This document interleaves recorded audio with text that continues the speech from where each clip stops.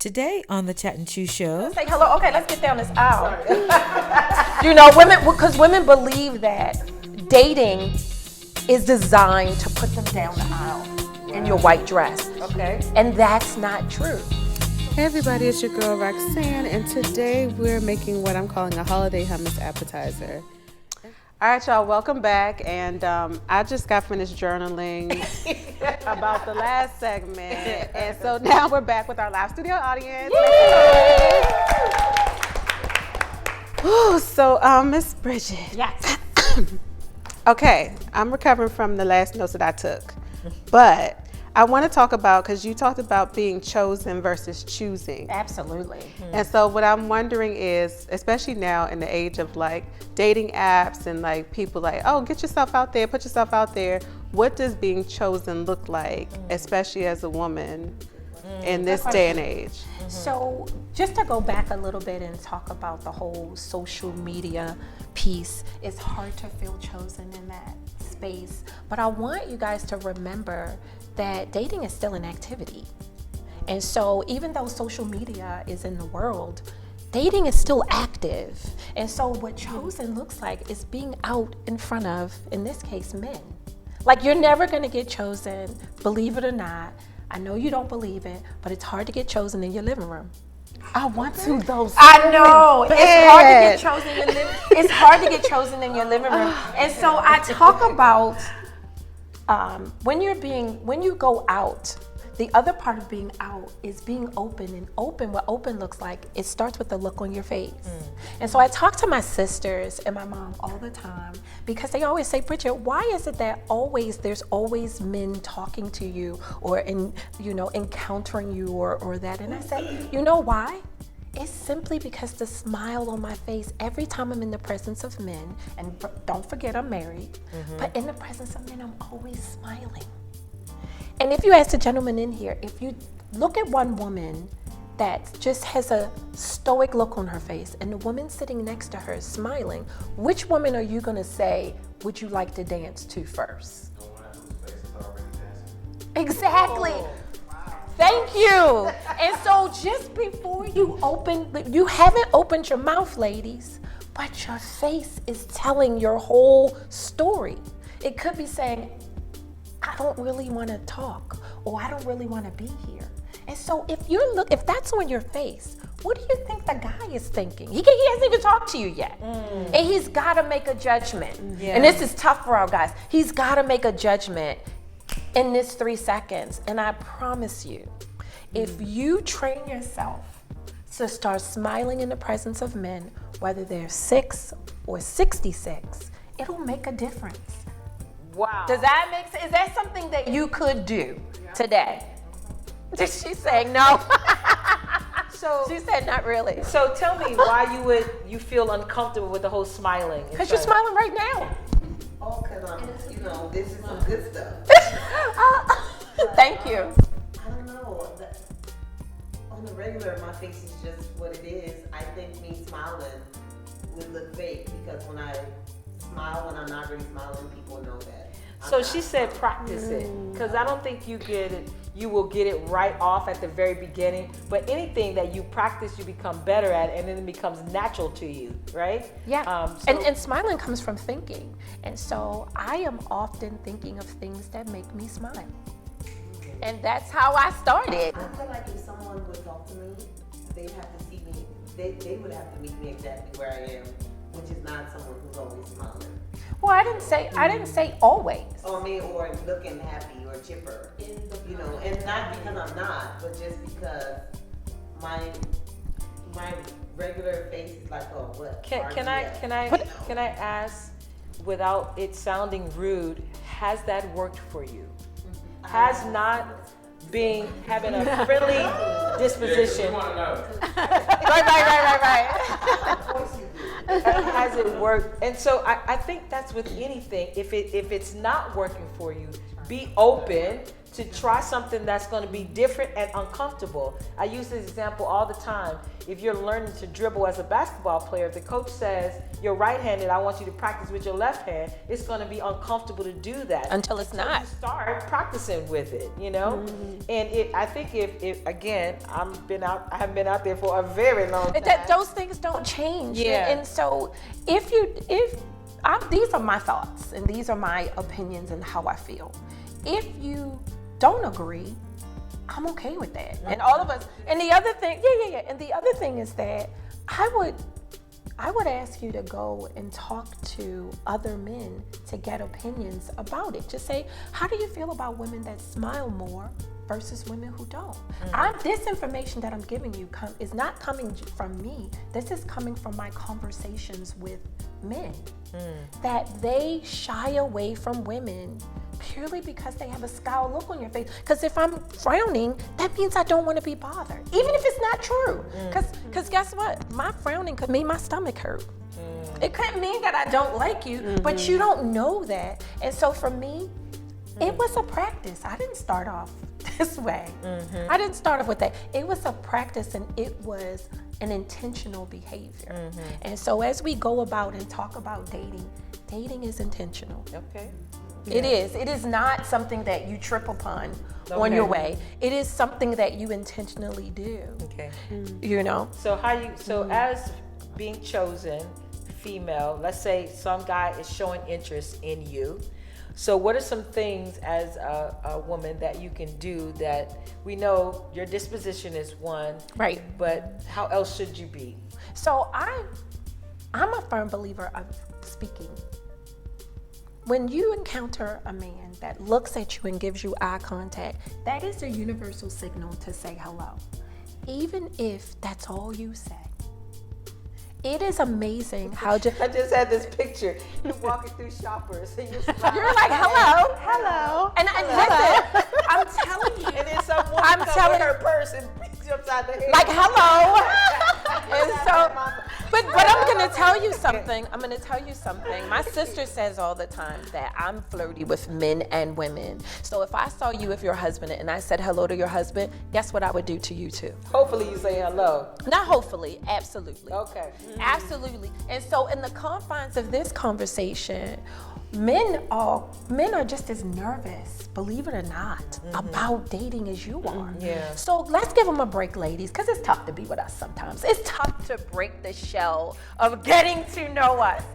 So it's okay in almost 2020 to speak first. I know those of us who have been around for a while may say that the man should speak first, but in this world that we live in today, it is okay to come upon a gentleman, and I say gentleman, or a guy that you know, gentleman, and say hello to him first. And that's all you have to say, and you watch what happens. Watch what happens, and guess what? It's okay to say hello, and then that'd be it.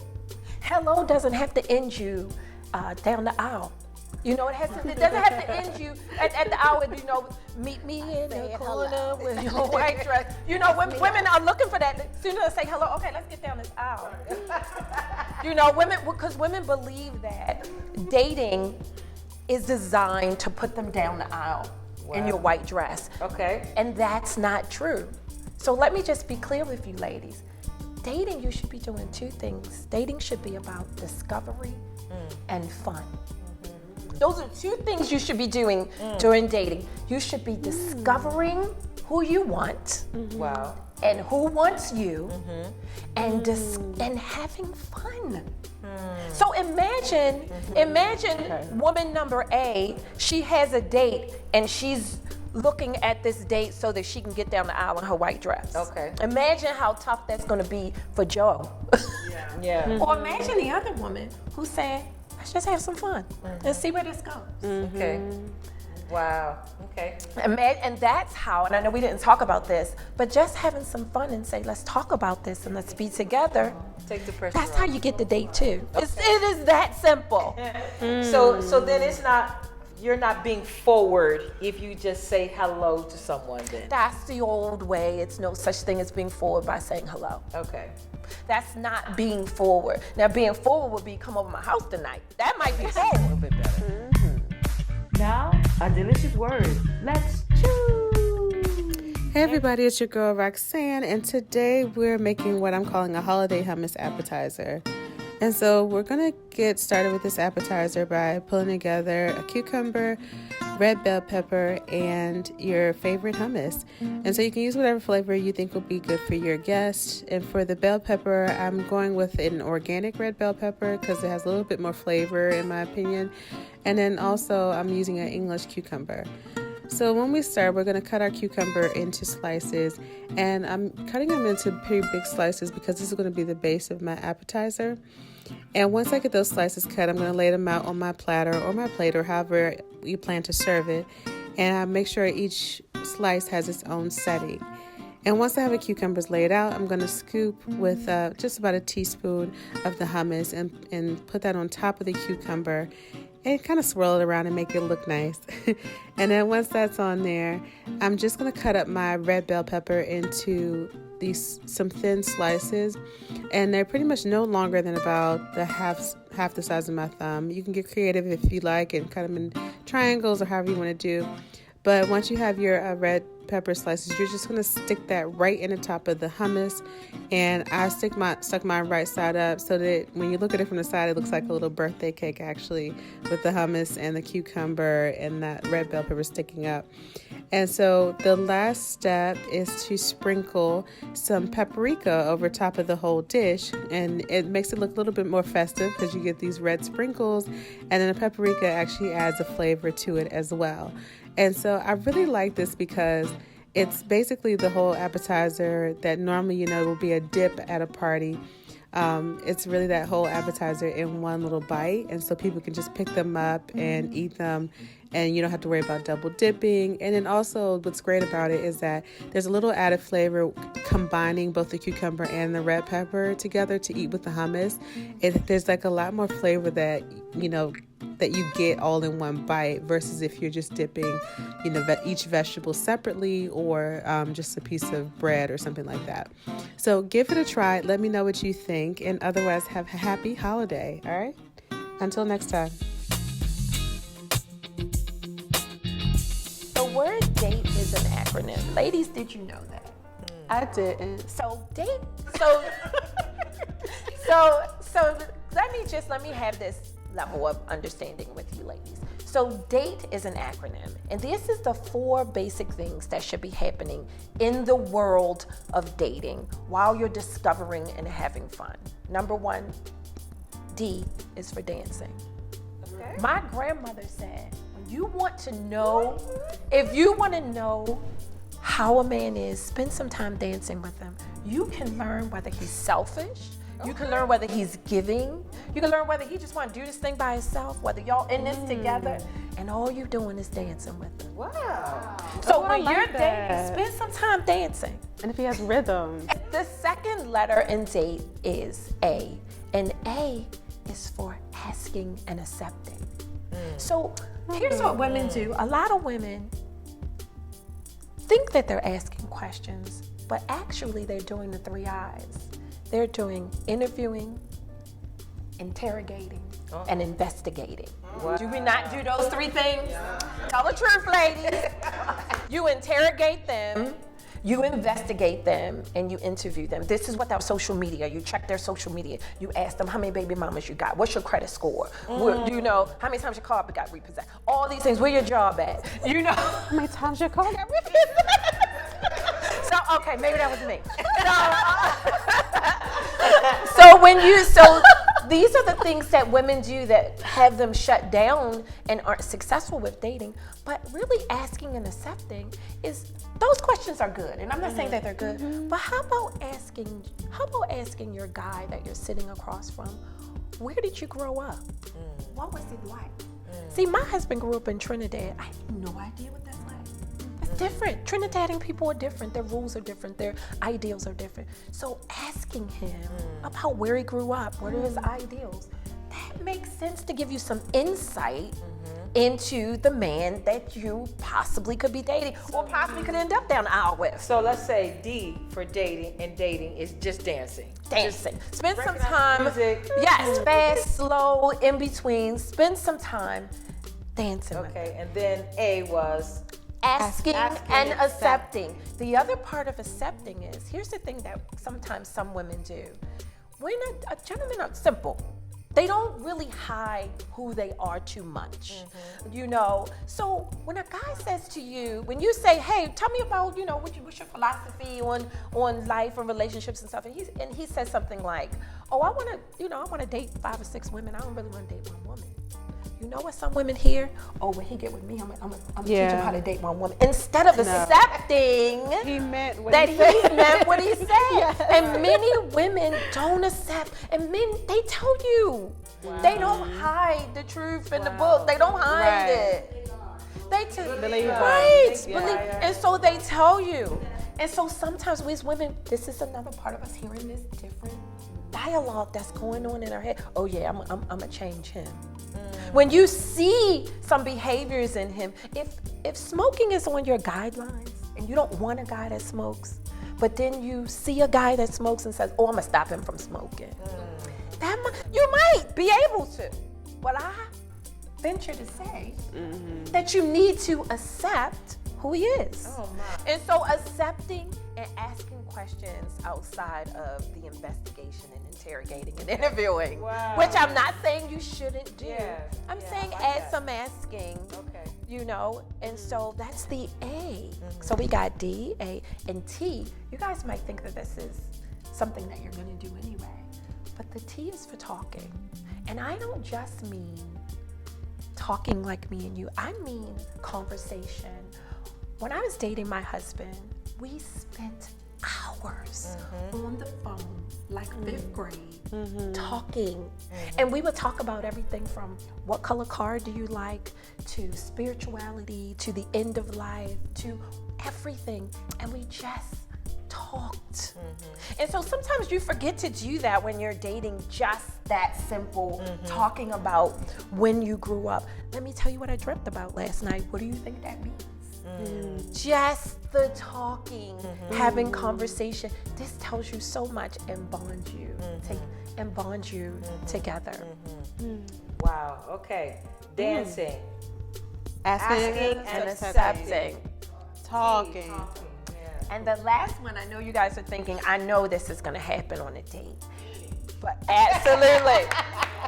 But let me break it down for you ladies. It is not just, we just came off of Thanksgiving. And with Thanksgiving, it is something magical. My grandmother used to always say, it's something magical about sharing a meal with somebody. Yeah. And so what I mean, it is not about eating my plate and your plate. It is about the sharing of food. When you share food, when you sit across from your guy and he's got a plate of food and you got a plate of food, that's different. What I'm talking about is family style. When you guys have that appetizer and that's the last piece of the appetizer, does he offer it to you? Because that says something about him. I'm gonna tell you quickly, when my husband and I went out for like our 4th or 5th date, he always ordered great food and my food just always looked okay. So I would say to him, can I have a meatball off your plate? And he would be like, if you wanted it, why didn't you order it? Man. And so what I learned about him is that he really want to share. Yeah. And so, and I was like, wow, I didn't want it. I just wanted some of yours. And so what I learned about him is that food was sacred for him. Like you really had to be his lady to get some food off his plate. And so that's what it meant to him. And it taught me something about him. Community food, yeah, we can share, but this right here, you gotta be special to get something off this plate. And so it was like date 10 or 12 before I could get a meatball off his plate. So I like this because of accepting is part of it, then you have to accept that he's not going to share. So I what's on had his to, plate. exactly, and Let so me write we this had down to and tell talk my about that, husband. yeah. Tell my husband, that's just why I don't share. Because if you wanted it, you Oh should my have goodness. wanted And that's it. exactly what that's exactly. So we had to go back to talking about it, and so slowly but surely he understood that it meant something to me, and I understood that it meant something to him about eating. So ladies, I encourage you to not just eat when you're eating, share your meal. Good. Because it tells you a lot about the person that you with, sharing your meal. So that's pretty awesome. So how do you feel about that? It is good. Good. So we're going to take a couple questions from the audience before we wrap up this episode. By the way, this is probably going to have to be a two-parter. Yeah, I'm pretty sure. Because it's so rich. I mean, each one of those we could dive in. It doesn't matter where you are on the spectrum of dating. I just think it was just huge. So does anybody have any questions that you want to ask? You said earlier that you can't meet someone sitting in your living room. And then we talked about the apps and we talked about meeting people at work. Do you have any other ideas as to where to meet people other than those places? Oh my gosh, I've met people in so many different places, but I wouldn't worry about the place that you meet. I worry about being open in a place. You see what I'm saying? Being open in a place, because if there were several men here and you're not open, the place doesn't really matter. So the place is wherever you are. Wherever you are, that is where you can meet them. I've met great guys over the frozen section in a grocery store. I've met guys coming out of, getting my foot wrapped from a hurt toe. I mean, I've met guys when from all different kinds of places. So people in my age group, and we had this conversation, Roxanne and I, dating means we are a steady couple. And in this new generation, That's not what it dating means. is, I'm just hanging out with different people. So some of the things that you're saying, again, I'm not dating, I'm not trying to get out there and get anybody, but some of the things that you're saying, I got to flip this switch in my brain. Yeah, please. For you to say, you have junk boyfriend, like that means that I'm hanging out with different guys. Yeah. In my generation, it's like, well, you're like, I don't want to say the word, but you're like Slutty. Yeah. Well, like you were just hanging out with all these guys. What does that mean? And, But that was 1975 thinking. right. And so I think for women in my age group who are listening to this, you're gonna have to flip the switch. When we say dating, we don't mean hopping in the bed with everybody that you're with, but you're just saying companionship. Well, this was fantastic. So you guys, thank you so much for hanging with us here at the Chat and Chew Show. And Roxy, you want to tell them how they can follow us and all that good stuff? So you can follow us at Chat and Chew Show on any social media, well, except for Twitter. We're working on it, but I don't think we tweet. But We don't tweet. But follow us and comment and like and subscribe and etc. Yeah. Thank you. Thank you Thank guys you for so hanging with much. us. And thanks for allowing us to be your audience. And we'll see you next time. Cool. All right.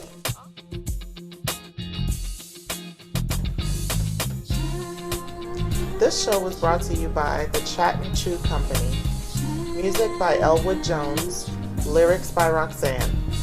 Bring a Chat and Chew live event to your organization. Contact us at chatandchewshow@gmail.com.